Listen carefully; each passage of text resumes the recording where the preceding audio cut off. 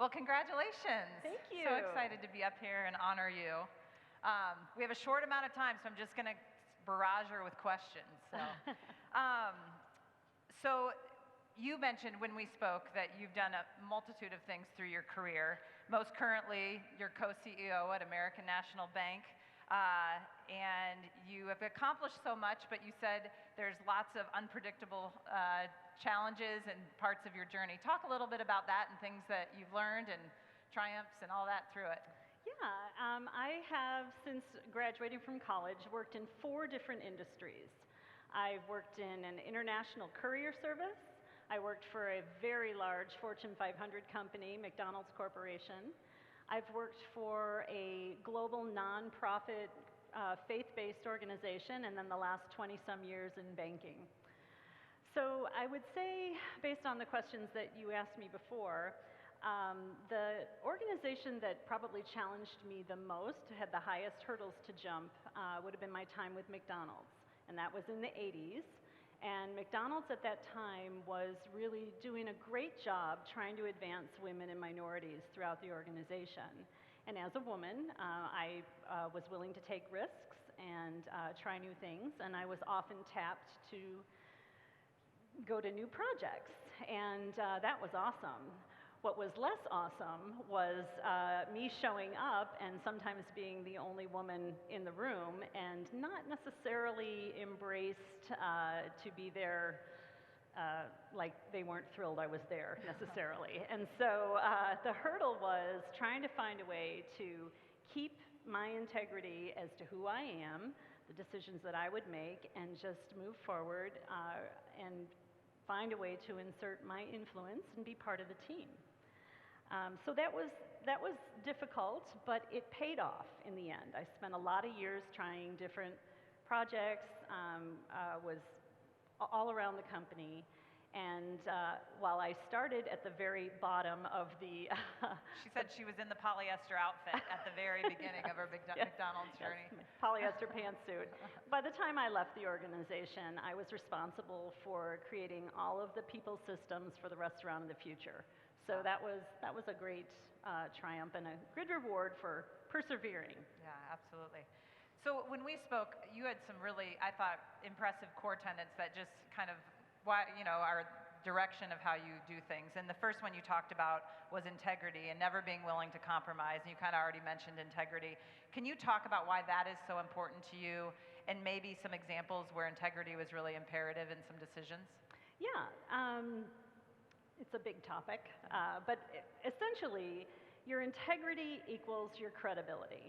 And as you enter the workforce, you're going to learn pretty quickly that if you want to lead and you want to be in charge of something, you're going to need resources.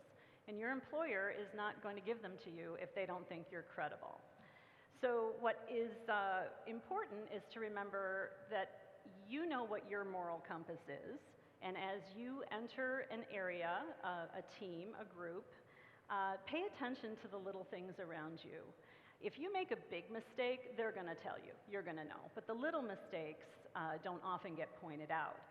And so the things to be careful about are you hanging out, associating, working with people who are cutting corners?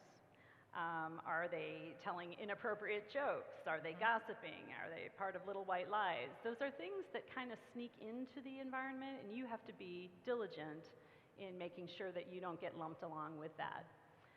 I think the area that I had to wrestle with the most in that area was human resources. I did several years in human resources, and you can imagine a company like McDonald's has an unbelievable amount of human resource issues.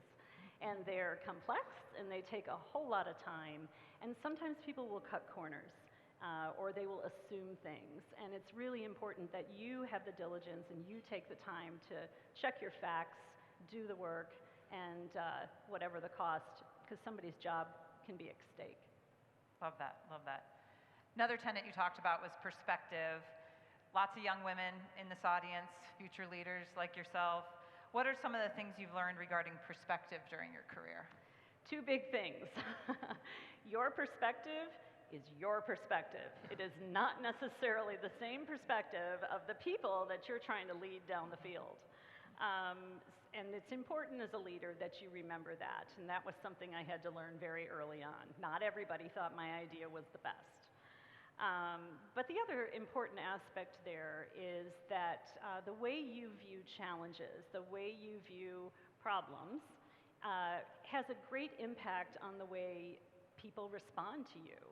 And it's important to remember that, that there's a lot of cliches. Is the glass half full? Is it half empty? It has to be full. You know, I mean, you have to accept the challenge in front of you, and you need to communicate it in a way that people view it as an opportunity. I love that she talked even today, like going through stuff at work, like just like things are an opportunity. It was a really good reframe that I think we all can learn from. Yeah. How can we spin something, right? Gratitude. You said you'd embrace this early in life. Talk about how gratitude impacts you as a leader. Gratitude changes everything. When you are faced with a challenge, to show the people that work with you some humility, that you understand that you are not perfect, the situation stinks, but you recognize that we can get through it, right? So I'm grateful. I am very grateful to know that if I'm presented with a challenge, I know that God has already seen fit for me to be in the situation. And my theology says that he's already also seen the outcome, so I really don't need to worry. And right there, that helps me take a step back. And I think when people around you see that you've understood that, okay, this is where we are, we're going to move forward, the gratitude just softens the degree of the problem. Awesome. Okay, last question. You mentioned a word of encouragement to our female leaders out here, kind of ready to embark in their careers. What would you like to tell them? I would say that women need to help women. Men have been helping men in the workforce forever. They do it naturally. It comes very easily to them. It's a little tougher for us because there aren't always a lot of women in the surrounding area. I have no doubt that the women in this room will be tremendously successful. You're going to have great careers, you're going to be wonderful professional people, and some of you are going to have spectacular careers. And some of you are going to get your foot in the door, and you're going to advance to a place, and you're going to be able to lead where other women have not.